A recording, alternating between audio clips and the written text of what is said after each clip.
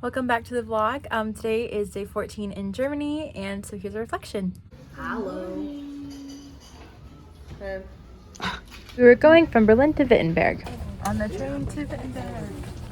I'm unsure if I said plane, but I meant train. I will legitimately never stop talking about how much I love the transportation in Germany. Wittenberg, Wittenberg, Wittenberg, Wittenberg. We checked into our hostel and had lunch there. How does it feel to be in Wittenberg? It feels cold and cool. Maybe it's just cool. Are you excited to see the sights? Yes, I am excited. Roxanne. Do you have a lunch review? This party all night. It's gonna be a murder mystery, and I did it. Does anyone have any lunch reviews? How was lunch? How was lunch? Certified. How was lunch? It was good. Roxanne would have liked it. I'm happy for her.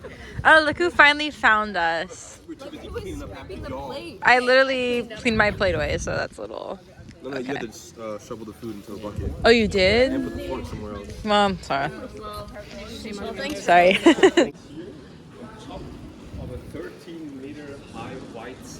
After lunch, we met our tour guide, who was a teacher at one of the local schools, and he showed us around Wittenberg, including the house building here, the different churches, including City Church and Castle Church.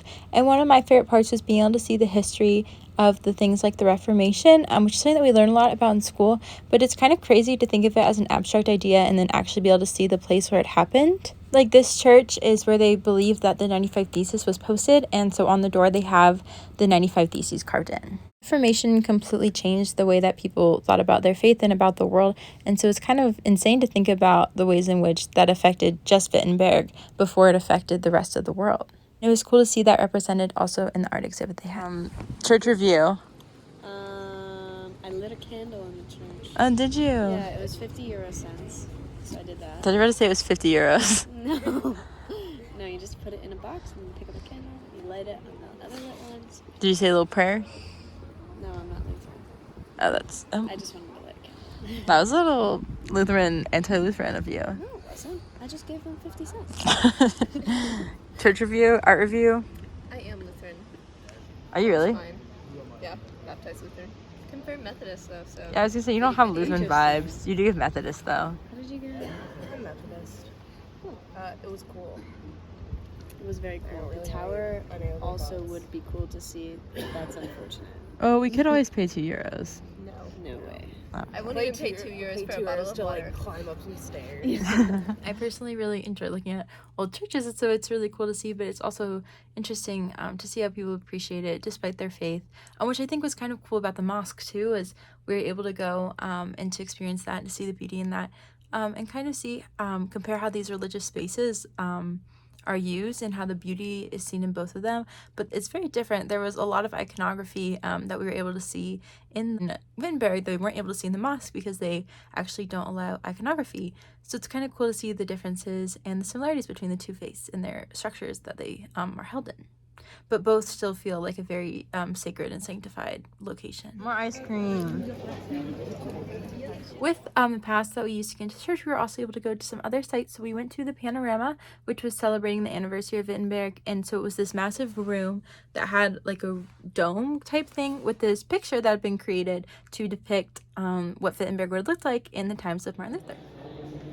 Panorama time. It's giving poor. They also utilized light and sound effects to further immerse the viewer in the experience of this time. The girls are fighting. So you can see the church. There's like a lot going on in this picture. You take a look up the decapitated head, and it's for medicine, I suppose. Anyway, someone's on fire. I don't know if they're real. The girls are fighting over there. They're just trying to go to church. I mean, the 15th century kind of seems like a gas time to be alive.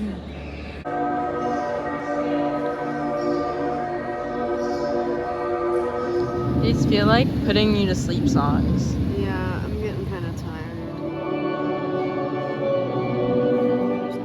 I'm a little confused. All I know is who this man is. What's up, baby? Can I get your number? The panorama was really cool. One thing that was like weird to me was like seeing something from the 1500s where the people looked like people that could be alive today except for their clothes, and also it was in color.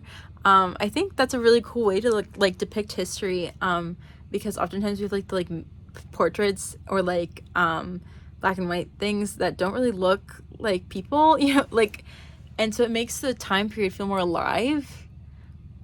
So that was like a really that was like a weird but really cool experience to see. It also made me think of this tweet that was going around a while ago where it was like pictures of like Martin Luther King and other people from the 1960s that were in color, and it was kind of signifying how that past that we often think of as so long ago was pretty present and pretty real for things like the civil rights movement. And so I think it's interesting to think about the ways in which we depict history and the way that we show it and how that can really make it more impactful.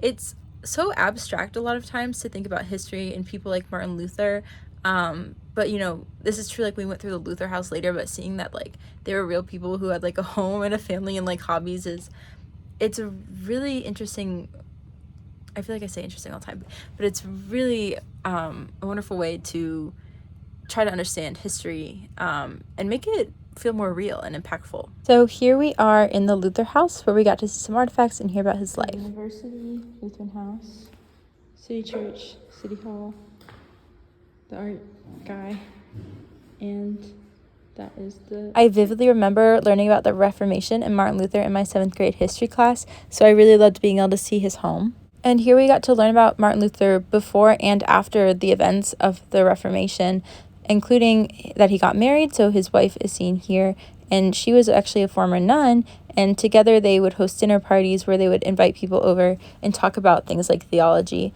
This room is from the actual original space, so you can kind of see what it looked like during that time, where they would meet and really get to discuss all the different things and the issues that they had with the church.